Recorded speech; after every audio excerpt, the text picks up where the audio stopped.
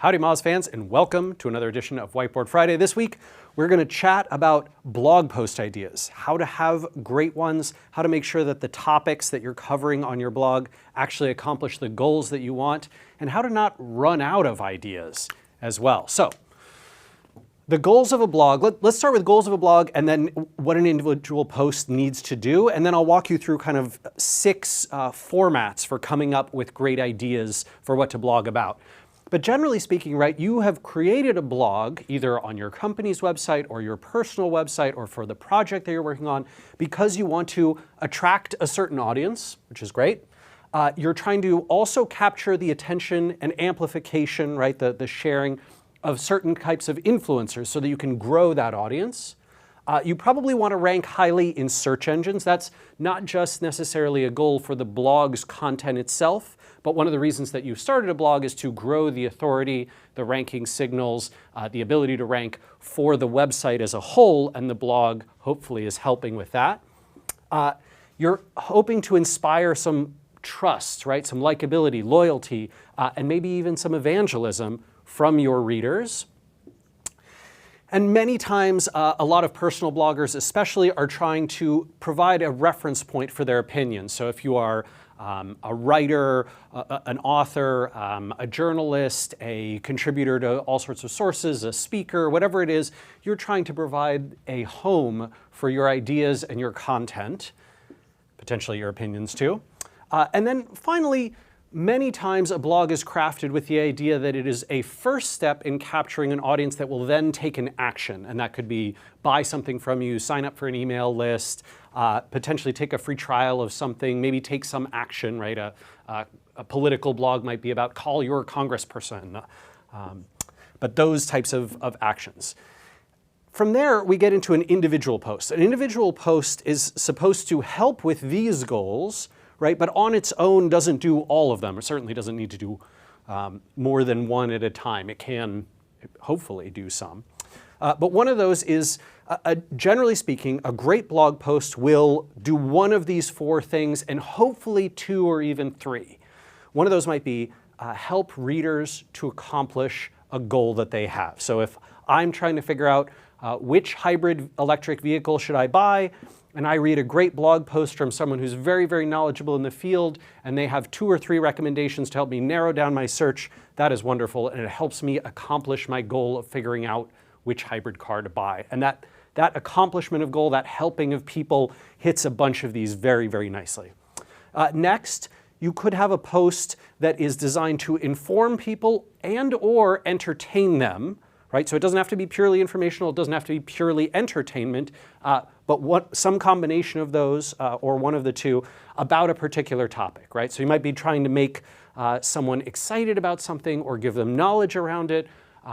Maybe it may be knowledge that they didn't previously know that they wanted, and they may not actually be trying to accomplish a goal, but they are interested in the information or interested in finding the humor. Third, it could be around inspiring some amplification and linking, right? So you're trying to earn signals to your site that will help you rank in search engines, that'll help you grow your audience, that'll help you reach more influencers, and thus inspiring that amplification behavior by creating content that is designed to be shared, designed to be referenced and linked to is another big goal. And finally, creating a more positive association with the brand. So you might have a post that doesn't really do any of these things. Maybe it touches a little on informational or entertaining, but it is really about crafting a personal story or sharing an experience that then draws the reader closer to you and creates that association of what we talked about up here: loyalty, trust, evangelism, likability. So knowing what our blog needs to do and what our individual posts are trying to do, what are some great ways that we can come up with the ideas, the actual topics that we should be covering? And I have kind of 6 paths. These 6 paths actually cover almost everything you will read in every other article about how to come up with blog post ideas. But I think that's what's great. It's sort of these frameworks will get you into the mindset that will lead you to the path that can give you an infinite number of blog post ideas. So the first one, I like to ask the question of, are there any unanswered or poorly answered, right? It could be something that people have covered before. Unanswered or poorly answered questions that are in your field that your audience already has and is asking, and do you have a way to provide great answers to those? So that's basically this process of I'm going to research my audience through a bunch of methodologies, going to come up with topics that I know I could cover, I could deliver something that would answer their pre-existing questions. And I could come up with those through surveys of my readers. I could have in-person meetings or emails or interviews. I could have informal conversations, right, just in passing around events, or if I'm interacting with members of my audience in any way, social settings. And I can certainly do keyword research, especially questions. So if you're using a tool like Moz's Keyword Explorer, or I think some of the other ones out there, Ahrefs might have this as well, where you can filter by only questions. There's also free tools like Answer the Public, which many folks like, that show you what people are typing into Google specifically in the form of questions: who, what, when, where, why, how, do, etc. So I'm not just going to walk you through the ideas. I'm also going to challenge myself to give you some examples. So I've got two, one less challenging, one much more challenging, two websites. Both have blogs, and coming up with topic ideas based on this. So one is called Remoters. It's remoters.net. It's run by Aleda Solis, who many of you in the SEO world might know. And they talk about remote work, right? So people who are working remotely, it's a content platform for them and a service for them. And then the second one is a company I think called Schweiss, or Schweiss Doors. They run hydraulicdoors.com, very B2B, very, very niche, pretty challenging to come up with good blog topics, but I think we've got some. So if I'm working in remote work, I might say here, you know what? One of the questions that's asked very often by remote workers, but is not well answered on the internet yet, is how do I conduct myself in a remote interview and present myself as a remote worker in a way that I can be competitive with people who are actually physically on premises and in the room? That is a big challenge. I feel like I'm always losing out to them. Remote workers, it seems, don't get the benefits of being there in person. And so a piece of content on how to sell yourself on a remote interview or as a remote worker could work great here. Second, hydraulic doors. One of the big things that I see many people asking about online, both in forums, which actually rank well for it, the questions that are asked in forums around this do rank around costs and prices for hydraulic doors. And therefore, I think this is something that many companies are uncomfortable answering right online, but if you can be transparent where no one else can, I think these Schweiss Doors guys have a shot at doing really well with that. And so how much do hydraulic doors cost versus alternatives? There you go. Second, all right, number two here. Do you have access to, I'm going to say unique types of assets that other people don't? That could be research, could be data, could be insights. It might be stories, right, or narratives, experiences that can help you stand out in a topic area. And this is a great way to come up with blog post content. So basically the idea is you could say, gosh, for our quarterly internal report, we had to prepare some data on the state of the market. And actually some of that data, if we got permission to share it, would be fascinating, and we can see through keyword research that people are talking about this or querying Google for it already. So we're going to transform it into a piece of blog content, and we're going to delight many, many people, except for maybe this guy. He seems unhappy about it. I don't know what his problem is. We won't worry about him. Wait, I can fix it. Look at that. So happy. I ignore that he kind of looks like the Joker now. We can get these through a bunch of methodologies, right? You can do research, right? So statistical research, quantitative research. You could do some crowdsourcing. That could be through audiences that you've already got through email or Facebook or Twitter or LinkedIn. That could be through insider interviews with people on your sales team or your product team or your marketing team, people in your industry, buyers of yours. It could be proprietary data, right? Like what you've collected for your internal annual reports. It could be curation of public data. So if there's stuff out there on the web and it just needs to be publicly curated, you can figure out what that is. You can visit all those websites. You could use an extraction tool, or you could manually extract that data, or you could pay an intern to go extract that data for you, right? And then synthesize that in a useful way. It could be multimedia talent. Maybe you have someone like we happen to here at Moz who has great talent with video production or with audio production or with design of visuals, right? Or photography or whatever that might be in the multimedia realm that you could do. Or maybe you have special access to people or information or experiences that no one else does, and you can present that. those assets can become the topic of great content, right? That can turn into really great blog posts and great post ideas. So for remote workers, right, they might say, well, gosh, we have access to data on the destinations people go and the budgets that they have around those destinations when they're staying and working remotely because of how our service interacts with them. Therefore, we can craft things like the most and least expensive places to work remotely on the planet, which is very cool, right? And that's content that a lot of people are very interested in.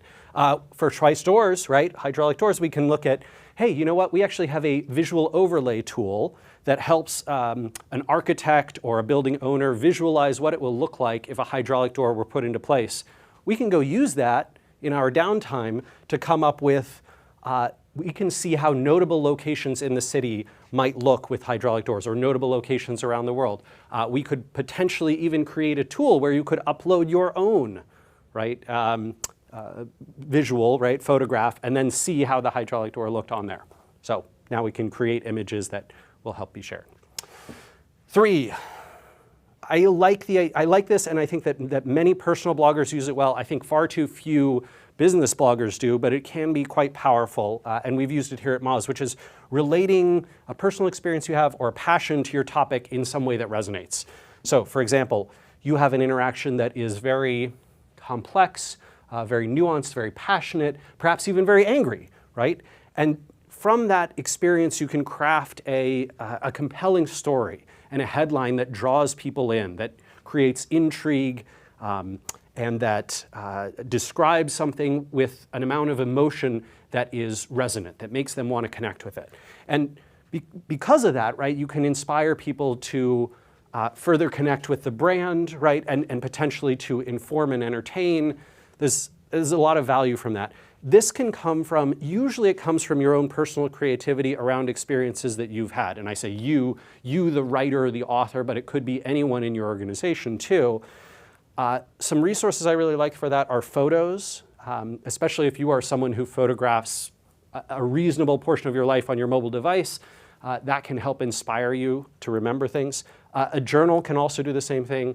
Conversations that you have can do that. Conversations in person, over email, on social media, and travel itself. I think anytime you are outside your comfort zone, that tends to be those unique things. So for example, remote workers. I visited an artist collective in Santa Fe, New Mexico, and I realized that, my gosh, one of the most frustrating parts of remote work is that if you're not just about remote working with a laptop in your brain, you're almost removed from the experience. How can you do remote work if you require specialized equipment? But in fact, there are ways, right? There's maker labs and artist labs in cities all over the planet at this point. And so I think this is a topic that potentially, right, hasn't been well covered, has a lot of interest, and that personal experience that the writer had, could dig into that. Hydraulic doors. So I've had some conversations with do-it-yourselfers, right? People who are very, very passionate about DIY stuff. And it turns out hydraulic doors, this is not a thing that most DIYers can do. In fact, this is a very, very dramatic investment. That is an intense type of project. 99% of DIYers will not do it, but it turns out there's actually search volume for this. People do want to, or at least want to learn how to, DIY their own hydraulic doors. In one of my favorite things, after realizing this, I searched and then I found that Schweiss Doors actually created a product where they will ship you a DIY kit to build your own hydraulic door. So they did recognize this need. I thought that was very, very impressive. They didn't just create a blog post for it, they even served it with a product. Super impressive. All right, number 4, covering a topic that is, I'm going to call it hot in your field or trending in your field or in the news or on other blogs. The great part about this is it builds in the amplification piece, right? Because you're talking about something that other people are already talking about and potentially you're writing about what they've written about, you are including an element of pre-built-in amplification. Because if I write about what Darren Rouse at ProBlogger has written about last week, or what Danny Sullivan wrote about on Search Engine Land 2 weeks ago, right now, it's not just my audience that I can reach, but it's theirs as well. And potentially they have some incentive to check out what I've written about them and share that. So I could see that someone potentially maybe posted something very interesting or inflammatory or wrong or really right on Twitter. And then I could say, oh, you know, I agree with that or disagree, or I have nuance, or I have some exceptions to that. Or actually, I think that's an interesting conversation to which I can add even more value. And then I create content from that. And certainly social networks like Twitter and Instagram are good places to do that. So too are forums, subreddits. I really like Pocket for this, where I'll save a bunch of articles and then I'll see which one might be very interesting to cover or write about in the future. News aggregators are great for this too. So, you know, that could be a tech meme in the technology space or a memorandum in the political space or many others.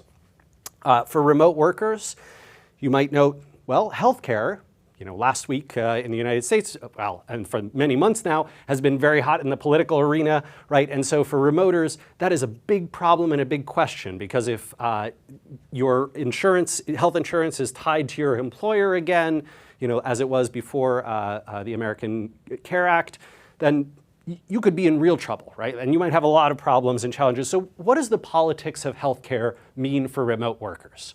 Great, right? Now you've created a real connection, and that could be something that other outlets would cover and that people who've written about healthcare might be willing to link to your piece. And then for hydraulic doors, one of the things that you might note is that Eater has recently written about, which is a big blog in the restaurant space, has written about indoor and outdoor space trends in the restaurant industry. And so you could, right, with the data that you've got and the hydraulic doors that you provide, which are very, very common, well, moderately common, at least in the restaurant, indoor-outdoor seating space, potentially cover that. And that's a great way to tie in your audience and Eater's audience into something that's interesting. And Eater might be willing to cover that and link to you and talk about it, et cetera.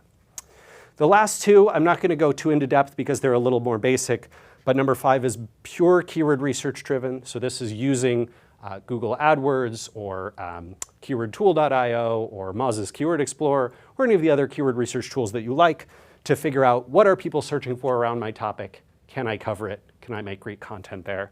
And then number 6 is essentially taking any of these topics but applying one level of abstraction. What I mean by that is there are people who care about your topic, but there are also there's an overlap, right, of people who care about this other topic and who also care about yours. So for example, right, in the hydraulic doors space, people who care about restaurant trends and restaurant building trends and hydraulic doors has a considerable overlap, and that is quite interesting. For remoters, it could be something like, I care about remote work, I also care about the gear that I use, right, my laptop and my bag and those kinds of things. So gear trends could be a very interesting intersect. And then you can apply any of these other 5 processes onto that intersection or one level of abstraction. All right, everyone, we have done a tremendous amount here to cover a lot about blog topics, but I think you will have some great ideas from this, and I look forward to hearing about other processes that you've got in the comments. Hopefully we'll see you again next week for another edition of Whiteboard Friday. Take care.